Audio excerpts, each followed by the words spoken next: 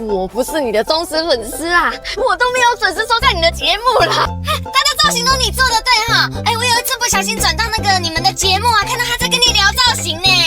哦，那些女明星都好会演戏哦。好啦，我安静一点呐。你把刚才话说清楚，什么叫做很会演？你没有发现吗？他们一直说什么好看好看，可是啊，你帮他做的造型一点都不好看呢。你要不要听我的建议？我觉得他衣服太素了，前面应该要别一朵花、两朵花、三朵花都可以啦，或是头上啊夹些可爱的发夹。他年纪又不大，虽然是要半趴啦，可是我觉得哈，他年纪不老的话，你要符合他的年龄才对啦。小姐，怎么样？你是不是觉得我说的很有道理？请问你什么资格批评我做的造型啊？为什么需要一棵圣诞树给我意见？什么圣诞树？你现在是在给我骂？对你市场上少了些什么吗？脚边的礼物呢？